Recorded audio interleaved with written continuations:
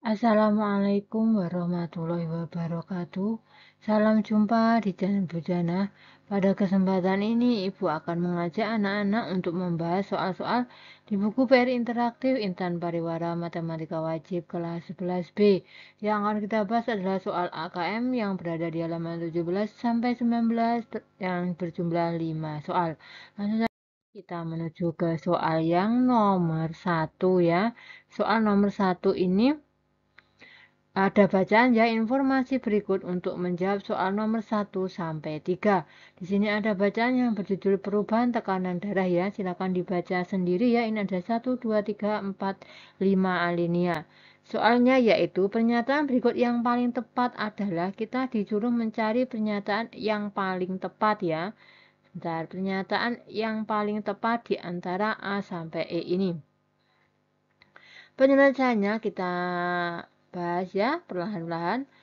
Dari bacaan ini kita bisa menarik beberapa kesimpulan ya. Kemampuan jantung untuk berkontraksi berkurang seiring bertambahnya usia.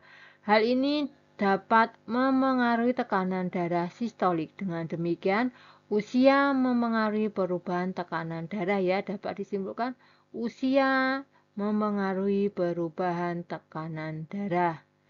Yang kedua, penurunan volume darah dapat memengaruhi tekanan darah. Sedangkan peningkatan volume darah dapat menaikkan tekanan darah. Dengan demikian, volume darah memengaruhi perubahan tekanan darah ya. Sehingga bisa ditarik kesimpulan pernyataan pilihan A benar ya, yang A ini benar. Sedangkan pernyataan pilihan B dan C salah ya, ini otomatis salah. Selanjutnya yang ketiga, dehidrasi atau kurangnya cairan tubuh dapat menyebabkan volume darah turun. Sedangkan kebiasaan merokok dapat menyebabkan penyempitan pembuluh darah. Dengan demikian pernyataan yang D salah, yang D ini salah. Yang keempat, penyempitan pembuluh darah dapat meningkatkan tekanan darah sehingga penyempitan pembuluh darah memengaruhi tekanan darah. Dengan demikian pernyataan E salah ya, yang benar itu pernyataan A sehingga jawabannya yaitu yang A. Selanjutnya ini soal nomor 2 ya, ini ada 2 diagram pencar. Perhatikan diagram pencar berikut. Berikanlah tanda centang pada faktor perubahan tekanan udara sesuai dengan diagram pencar. Ini ada 2 diagram pencar ya, ini otomatis ini negatif ya korelasinya karena dari kiri atas ke kanan bawah. Sedangkan yang B yaitu positif ya korelasinya karena dari kiri bawah ke kanan atas ya. Kita disuruh memberi centang pada faktor perubahan tekanan udara yang sesuai. Yang pertama, kedua variabel pada diagram A ya, diagram A ini kita perhatikan terlebih dahulu berkorelasi negatif, sedangkan kedua variabel pada diagram yang kedua ini positif seperti yang saya sebutkan tadi ya. Yang pertama, penurunan volume darah dapat mengurangi tekanan darah, sedangkan peningkatan volume darah dapat menaikkan tekanan darah. Dengan demikian, antara volume darah dan tekanan darah berkorelasi positif.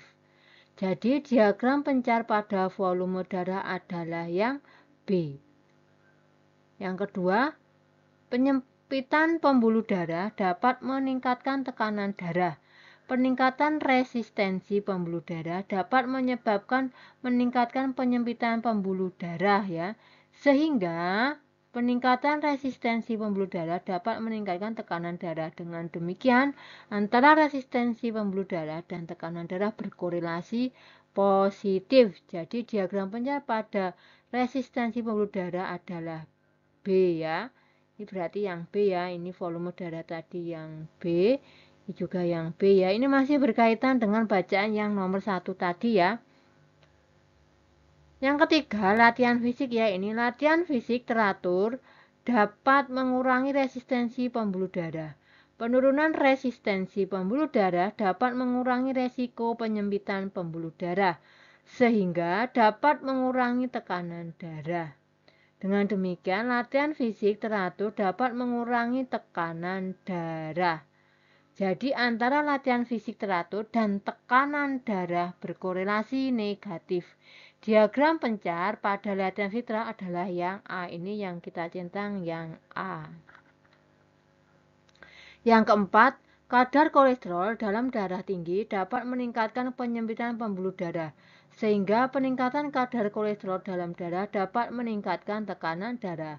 Dengan demikian, antara kolesterol darah dan tekanan darah berkorelasi positif.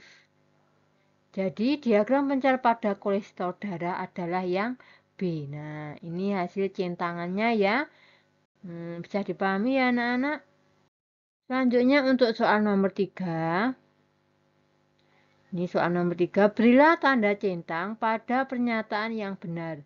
Jawaban lebih dari satu. Nah, di antara 5 pernyataan ini kita disuruh menyentang ya. Menyentangkannya berdasarkan bacaan yang ada di nomor 1 tadi. Centangnya itu bisa lebih dari satu. Penyelesaiannya. Yang pertama, dehidrasi atau kurangnya cairan tubuh dapat menyebabkan volume darah turun. Penurunan volume darah dapat mengurangi tekanan darah. Hal ini berarti dehidrasi dapat menaikkan tekanan darah. Dengan demikian pernyataan pertama salah. Ya, pernyataan pertama ini salah ya. Pernyataan yang pertama salah. Selanjutnya, kebiasaan merokok dapat menyebabkan penyempitan pembuluh darah.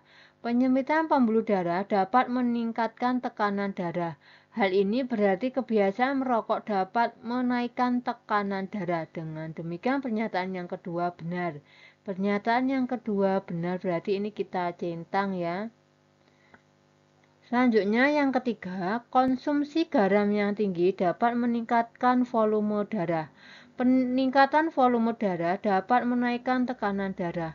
Hal ini berarti konsumsi garam yang tinggi dapat menaikkan tekanan darah. Dengan demikian pernyataan ketiga benar, berarti yang ketiga ini benar.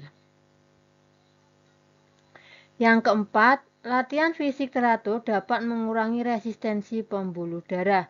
Penurunan resistensi pembuluh darah dapat mengurangi resiko penyempitan pembuluh darah, sehingga dapat menurunkan risiko tekanan darah meningkat. Hal ini berarti berolahraga teratur dapat menurunkan resiko tekanan darah meningkat.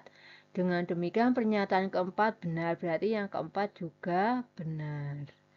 Selanjutnya, kelebihan berat badan dapat meningkatkan resistensi pembuluh darah.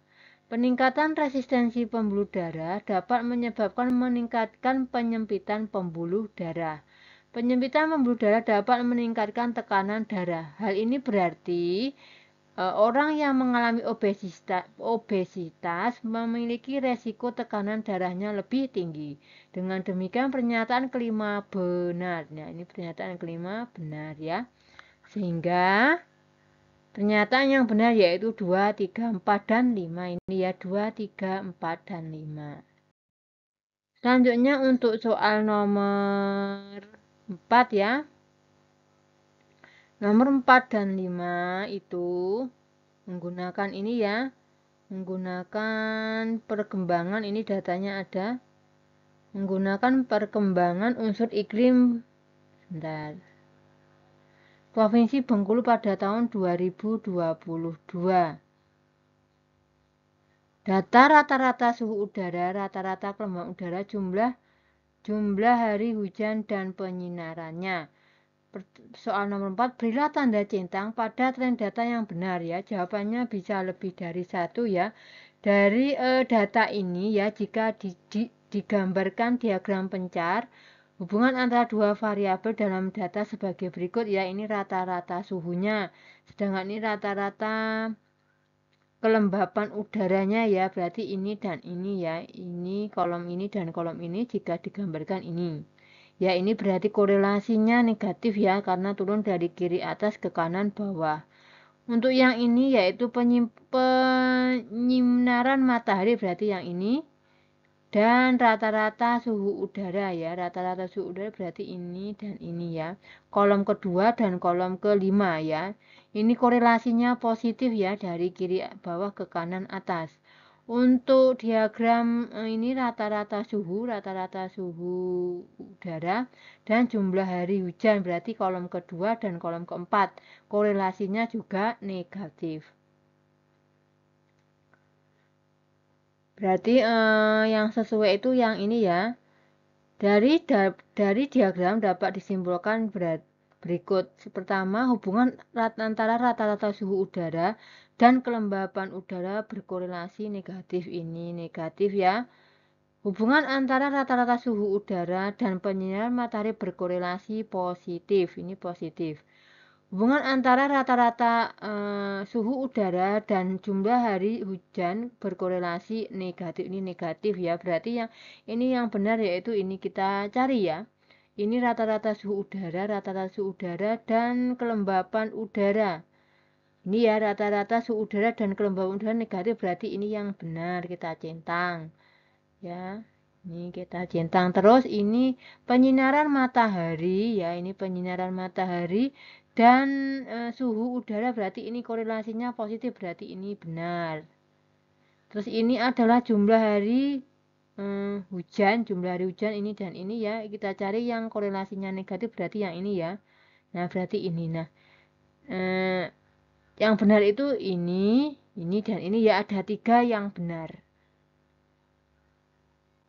Nah, ini kesimpulannya ya, ini sama dengan ini, terus ini sama dengan yang ini, terus ini sama dengan yang ini ya. Ini jadi ada 3 yang dicentang. Selanjutnya untuk soal nomor 5. Pernyataan yang paling benar berdasarkan data dalam tersebut adalah titik-titik. Penyelesaiannya, hubungan antara rata-rata suhu udara dan jumlah hari hujan berkorelasi negatif, sehingga peningkatan jumlah hari hujan dapat menurunkan suhu udara. Dengan demikian, pernyataan pemilihan A benar, sedangkan pernyataan pilihan B salah.